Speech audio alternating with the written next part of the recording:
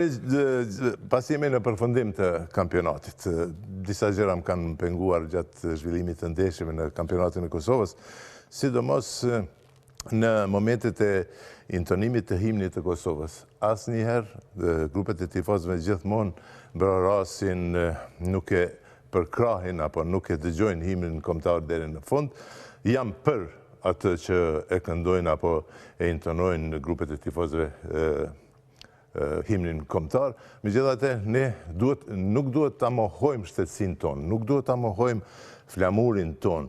Gjithmonë flamuri ynë apo flamuri i Republikës Kosovës duhet të jetë i prezantuar ashtu si duhet. Në disa ndeshje kam parë që flamuri ka qenë i ndrydhur, i ngjitur me selotejp e gjëra të tjera.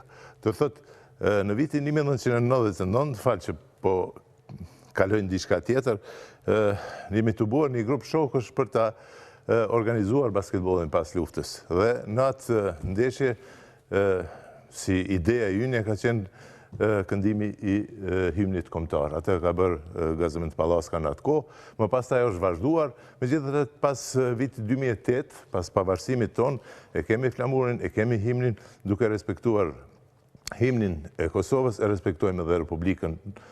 Nuk duhet të jemi ata që e mohojmë shtetësinë dhe flamurin. Ndërkaq që sa i përket pjesës tjetër të tifozëve, unë e përkraj plotësisht, andaj gjithmonë ngritem në këmbë duke pasur parasysh që shumë jetra apo shumë njerëz kanë vuajtur për ta përkrahur flamurin kombëtar, por edhe himnin kombëtar. Andaj është kjo si një vrejtje që më kalon pak përshtypje. Okej, këtu nuk po e hekim, as nuk po e shtojmë as një pikë, as një presje, këtu plotësisht pajtona unë personalisht me këto që po thu. E tash po kthehemi te kisha të nevojshme pa tjetër edhe është e ranit edhe këtu është vendi ku duhet mi thonë këto gjana sa i përket basketbollit, pra në adresën e vërtet basketbollit në vendin tonë, asistin atë moshën.